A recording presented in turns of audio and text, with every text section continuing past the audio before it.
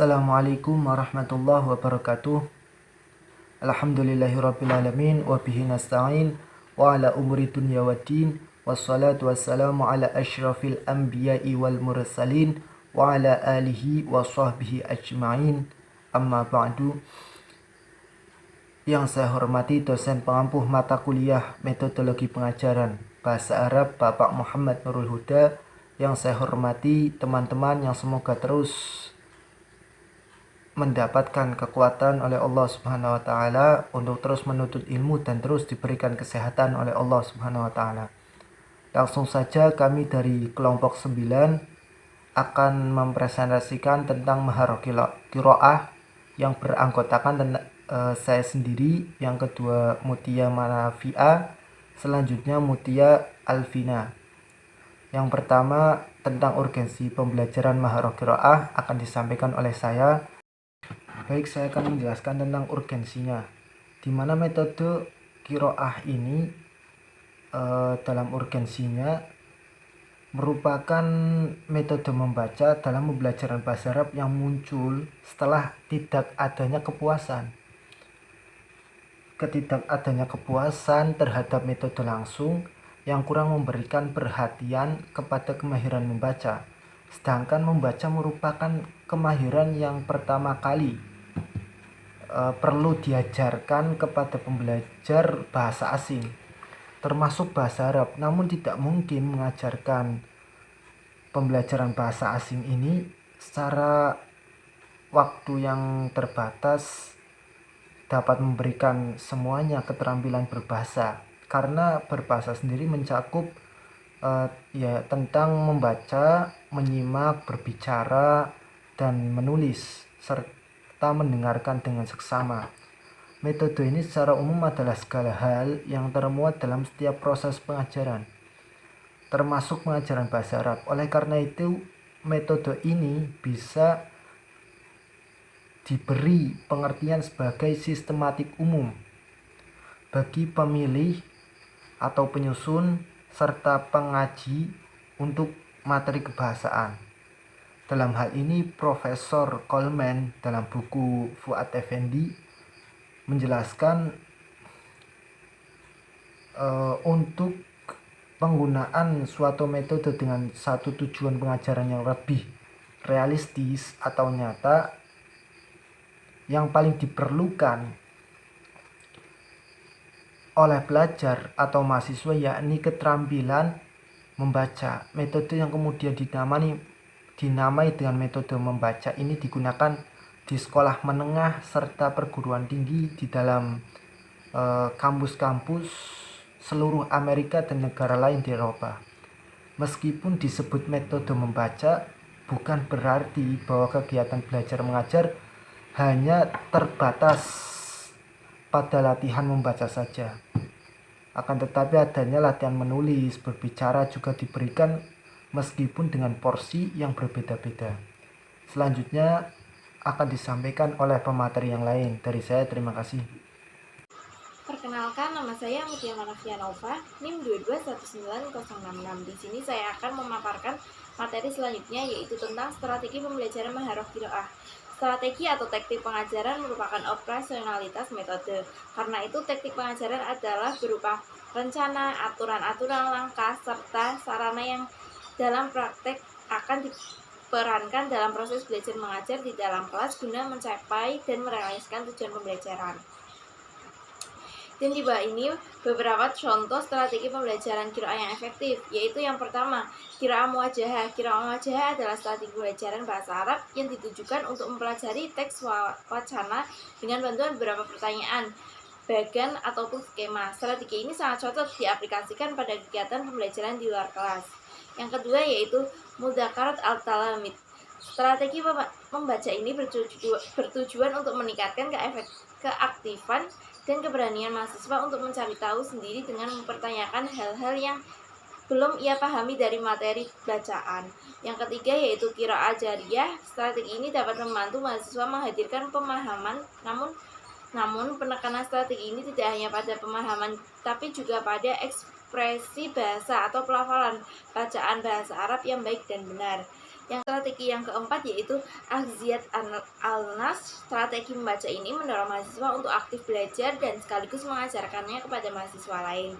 Yang kelima yaitu Tahlis Jamai.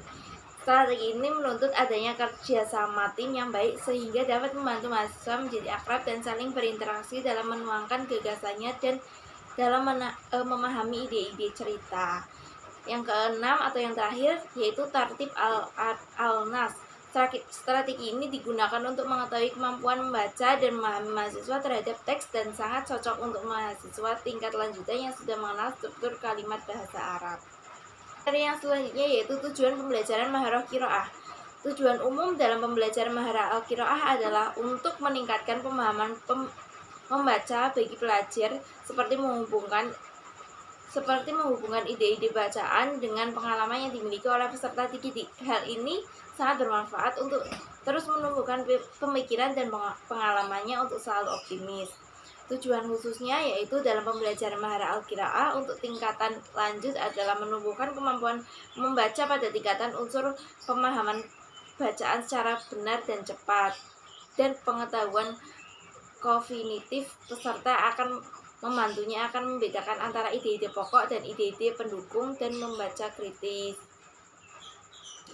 Adapun tujuan pembelajaran dalam konteks pembelajaran bahasa Arab adalah yang pertama melatih siswa cara membaca yang baik dan benar, yang kedua meningkatkan cakrawala bahasa siswa, yang ketiga melatih pemahaman siswa terhadap berbagai teks.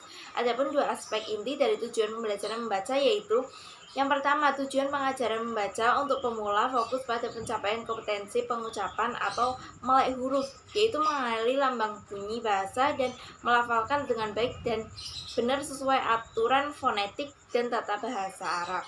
Yang kedua yaitu tujuan pembelajaran membaca tingkat lanjut diarahkan pada pencapaian kompetensi pemahaman atau faham al-makru, yaitu melatih siswa untuk memahami dan memetik pada makna dari lambang-lambang yang tersaji dalam bahasa Arab yang tertulis. Terima kasih. Cukup sekian pemaparan dari saya. Assalamualaikum warahmatullahi wabarakatuh. Saya Muti Alvina Saro, NIM 2219/28. Di sini saya akan melanjutkan pemaparan materi dari Mbak Dia Manafia Nova, yaitu tentang model pembelajaran bahasa Arab Maharah Qiraah. Menurut Gray, ada 3 tahapan dalam membaca, yaitu yang pertama membaca teks, yang kedua itu dalam teks, kemudian yang ketiga membaca di balik teks. Ada juga beberapa tahapan atau prosedur menurut pendapat para ilmuwan, yaitu yang pertama al-harful mustawa itu tahapan huruf, kemudian at-tadbiqul mustawa itu pemahaman, dan yang ketiga itu ada at-tafsirul mustawa yaitu praktek.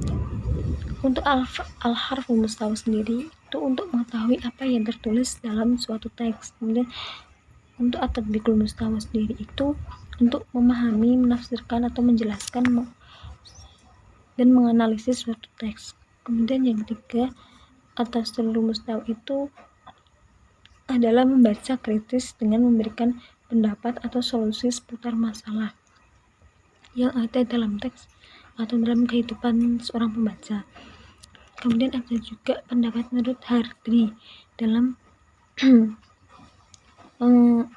prosedur pembelajaran membaca itu meliputi beberapa tahapan. Yang pertama yaitu prabaca atau tahapan yang dilakukan sebelum membaca. Ini biasanya berupa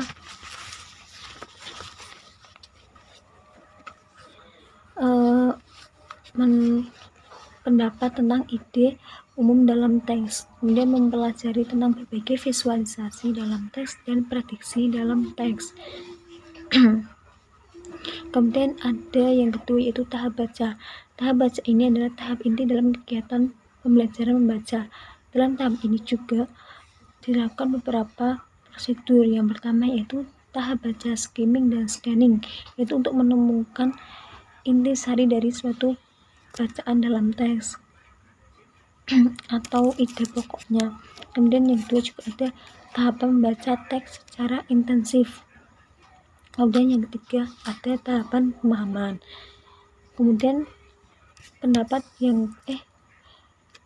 prosedur yang ketiga menurut pendapat Hartley itu ada tahap pasca baca, yaitu suatu tahap terakhir yang dilakukan untuk membuktikan pemahamannya dalam teks itu dalam kegiatan membaca. Kemudian yang ketiga itu problematika dalam pembelajaran bahasa Arab Maharah Al-Qiraah. Itu bisa dilihat dari segi linguistiknya. Yang pertama yaitu tata bunyi. Biasanya di tata bunyi ini terdapat kesalahan dalam pengucapan.